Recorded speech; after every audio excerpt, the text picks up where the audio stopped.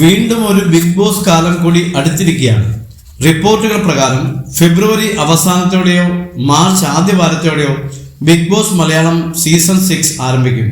ഇതിനോടകം തന്നെ ആരൊക്കെയായിരിക്കും മത്സരാർത്ഥികളായി എത്തുക എന്നതിൽ സോഷ്യൽ മീഡിയയിൽ ചർച്ചകളും അഭ്യൂഹങ്ങളും ഉയർന്നു വന്നിട്ടുണ്ട്. പലരുടെയും പേരുകളും ഉയർന്നു കേൾക്കുന്നുണ്ട്.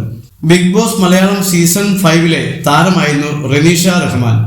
വിന്നറാകാൻ സാധിച്ചില്ലെങ്കിലും തന്റെ ഗെയിമിലൂടെ ഒരുപാട് ആരാധകരെ നേടിയെടുക്കാൻ റെനീഷയ്ക്ക് സാധിച്ചിരുന്നു. ഇപ്പോഴിതാ പുതിയ സീസണിലേക്ക് പോകുന്നവർക്കായി ചില ടിപ്പുകൾ നൽകിയിരിക്കുകയാണ് റെനീഷ. മൈൽ സ്റ്റോൺ മേക്കേഴ്സിന് നൽകിയ അഭിമുഖത്തിലാണ് റെനീഷ മനസ്സ് തുറന്നത്. പ്രത്യേകിച്ച് പ്ലാനിങ്ങുകളൊന്നും വേണ്ട, പ്ലാൻ ചെയ്യുന്നതൊന്നും നടക്കില്ല, നമ്മൾ വിചാരിക്കുന്ന ഒന്നും ആകില്ല അകത്ത് നടക്കുക. നമ്മളൊരു ഗെയിമിന് വന്നതാണ്, ഇതൊരു പോരാട്ടം തന്നെയാണ്. കൂടെയുള്ളവർ എതിരാളികളാണ്, മുന്നോട്ട് പോകാൻ ഇവരെ തന്നെയാണ് പുറത്താക്കേണ്ടതും. അതൊരു ഗെയിമാണെന്ന് മനസ്സിൽ വയ്ക്കുക, ശ്രദ്ധ മാറിപ്പോവാനിരിക്കണമെന്നാണ് റെനീഷ പറയുന്നത്. ഞാൻ പുറത്തിറങ്ങിയപ്പോൾ പലരും നന്നായി പൊയ്ക്കൊണ്ടിരിക്കുകയായിരുന്നു, പക്ഷേ സൗഹൃദം കൂടിപ്പോയെന്ന്. അത് നിന്നെ പിന്നിലേക്ക് വലിച്ചുവെന്നും ഒരു ഘട്ടം കഴിഞ്ഞപ്പോൾ റെനീഷയെ ബിഗ് ബോസിൽ കാണാതായി. റെനീഷ ബിഗ് ബോസ് വീട്ടിലുണ്ടോ എന്ന് പോലും സംശയമായിരുന്നു. അതിന്റെ പ്രധാന കാരണം സൗഹൃദമായിരുന്നുവെന്ന് പറഞ്ഞിരുന്നുവെന്നും റെനീഷ ചൂണ്ടിക്കാണിക്കുന്നു. കുറെ പേർക്ക് അത് തോന്നിയിട്ടുണ്ടെങ്കിൽ അതിൽ എന്തെങ്കിലും കാര്യം കാണണം. പക്ഷെ ഞാൻ സൗഹൃദത്തിന് വലിയ മൂല്യം കൽപ്പിക്കുന്ന ആളാണ്, സൗഹൃദം നന്നായി കൊണ്ടു നടക്കുന്ന ആളാണ്. കുറേ ദിവസം ഗെയിം എന്ന് പറഞ്ഞു നടക്കും, അത് കഴിഞ്ഞ് നമ്മളാകും. അപ്പോൾ ചിലതിന് വാല്യൂ കൊടുക്കും, ചിലത് മറന്നുപോകും.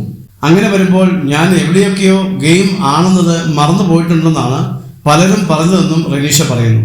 ഇനി പോകാനുള്ളവരോട് പറയാനുള്ളത് അതൊരു ഗെയിം ആണെന്നതാണ്. 100 ദിവസം ഓർത്തിരിക്കുക, കൂടെയുള്ളവർ എതിരാളികളാണ്. നല്ല വ്യക്തികളെ കണ്ടാൽ പുറത്തിറങ്ങിയ ശേഷം ആ സൗഹൃദം മുന്നോട്ട് കൊണ്ടുപോവുക, അതിനകത്ത് പക്ഷേ ഗെയിമായി കാണുക എന്നാണ് റെനീഷ പറയുന്നത്. പോയ സീസണിലെ വിന്നറായ അഖിൽ മാരാരെക്കുറിച്ചും റെനീഷ സംസാരിക്കുന്നുണ്ട്. അഖിലേട്ടനുമായി കോണ്ടാക്ട് ഇല്ലായ്മയില്ല, എന്നാൽ ഭയങ്കര കോണ്ടാക്റ്റുമില്ല. വിളിച്ചാൽ ഫോൺ എടുക്കില്ല എന്ന് പറയണമെങ്കിൽ ഞാൻ വിളിച്ചു നോക്കണം. പക്ഷേ ഞാൻ ഇതുവരെ വിളിച്ചിട്ടില്ല. ഷോ കഴിഞ്ഞ ശേഷം എന്നെ വിളിച്ചിരുന്നു, വീട്ടിലെല്ലാവർക്കും സുഖമാണോന്ന് ചോദിച്ചിരുന്നു. വാട്സാപ്പ് നമ്പറും കൈമാറിയിരുന്നു. പിന്നീട് ചേട്ടൻ നമ്പർ മാറ്റിയെന്ന് തോന്നുന്നുവെന്നാണ് റെനീഷ പറയുന്നത്.